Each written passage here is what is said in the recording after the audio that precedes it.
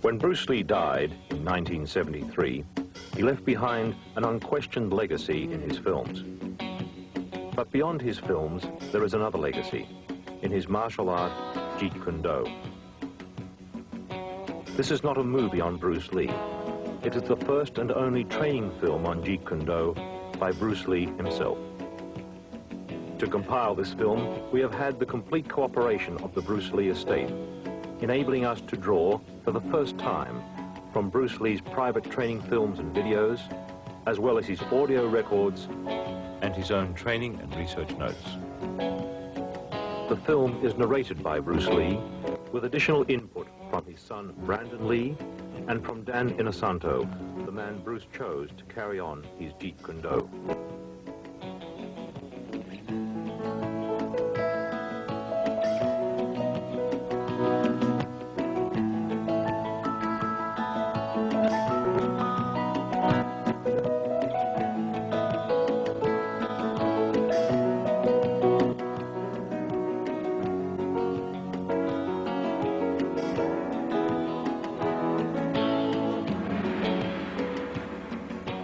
My last name is Lee, Bruce Lee. I was born in San Francisco in 1940. My martial art is in Cantonese Jeet Kune Do, the way of the intercepting fist. In case you have missed the recent news, Jeet Kune Do, of which I am the founder, has been elected and accepted into the Black Belt Hall of Fame in America. This marks the first time a recently developed form of martial art is nationally accepted. No, Jeet Kune Do is not thousands or even hundreds of years old. It started in around 1965 by a dedicated and intensified man called Bruce Lee. And my martial art is something that no serious martial artist can ignore. I met Bruce Lee in 1964 through Ed Parker, who was my Kempo karate instructor at that time. And it was the first year of the first international karate championships held in Long Beach. When Bruce arrived in the United States, he had the training in Wu-style Tai Chi, sometimes in Hong Kong they call it Unga. And he had the, of course, training in Western boxing. He had training in fencing from his brother. That's Epee, that goes from toe to head. He had training, obviously, in Wing Chun. And the other area was the training he had received in, they call it Buk Pai, or it's Tam Toi. He knew 12 sets in Tam Toi. And then believe he traded with a Choi Lee Fat man. So those were the arts that Bruce brought into the United States. In the beginning, he used the Wing Chun as the base system, or the first system. But as time went on, he went away from that, started to extract different things from different systems and put it to his personal use. That's why we say absorb what is useful and reject what is useless for you. That's the concept. Okay? He says using no way as a way. In other words, it's not a Japanese way, it's not a Chinese way, it's not a Korean way, it's not an Okinawan way, it's not a Filipino way, it's not an Indonesian way. He's saying using no way as the way. You are the way.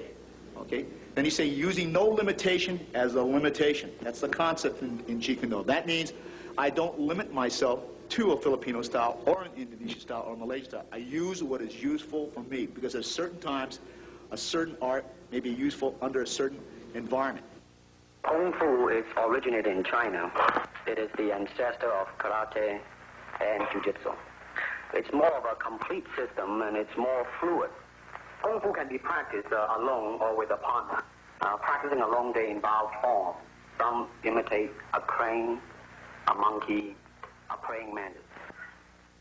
Martial art include all the combative arts like karate or judo. Karate, judo, Chinese kung fu or Chinese boxing, whatever you call it. All those. You see, like Aikido, Korean, I can go on and on and on. But it's a combative form of fighting. I mean, it's not, some of them became sport, but some of them are still not. I mean, they use, for instance, kicking to the groin, jabbing fingers in the eyes, and things like that. He mixed his trapping into grappling. He had 32 different sequences, as you could see in The Game of Death and the Way of the Dragon. Those two films, he was getting into grappling, the face locks, the head locks. Originally, Bruce taught us various different trapping methods. For instance, if the punch was to come and we were to trap it, we would come back here and we would lock up. This would be the lock-up positions that we would use. To me, okay, to me, ultimately, martial art means honestly expressing yourself. Now, it is very difficult to do. I mean, it is easy for me to put on a show and be cocky, and be flooded with a cocky feeling and then feel like pretty cool and all that.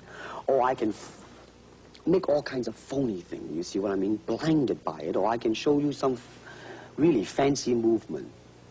But to express oneself honestly, not lying to oneself, and to express myself honestly, that, my friend, is very hard to do.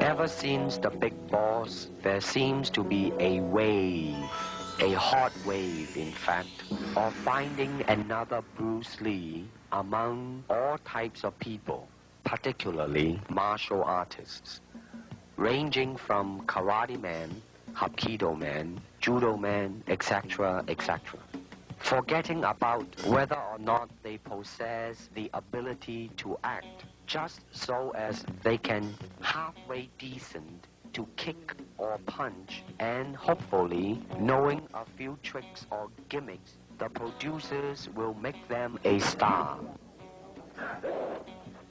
Now let's stop about here. Is it that simple to become a star? Well, I can assure you it's not that simple. Also, I can tell you that as more Bruce Lee's films are shown, the audience will soon realize not only in acting ability, but in physical skill as well, they will see the difference. For example, in The Way of the Dragon, my skill is matched with an American champion, Chuck Norris, who happens to be a 7-time winner of both the All-American Open and World Karate Championship as well. Then there is Bob Wall, the 1970 heavyweight karate champion, plus Wang Yanjik, the 7th degree Hapkido expert, which some audience have seen him in the film called Hapkido. Of course, it is only movie making, people will say, but I'm sure that the audience are not so insensitive as to not be able to see and judge by themselves and compare these men's speed, power, rhythm, coordination, versatilities, etc., etc. I started training with my dad really as soon as I could walk. I mean, my dad was a really diligent trainer, and he always had people over at the house practicing. My dad had a circle of students that were close to him, and so they were friends of our family. And one of those men, Danny Inosanto, continued to be my teacher, so it was kind of a nice unbroken line. I have his books at home with all of his underlining and his notes in them, and it's fascinating to see where he drew his sources from, from what sources he drew. He's got books on Western fencing at home that he would use, on boxing. I remember he always used to say that you want to try and absorb what is useful, discard what is useless, and add what is essentially your own, and that was kind of his credo in creating Jeet Kune Do. When people ask me the question in interviews generally what my style is, I usually say, well, my father created the art of Jeet Kune Do.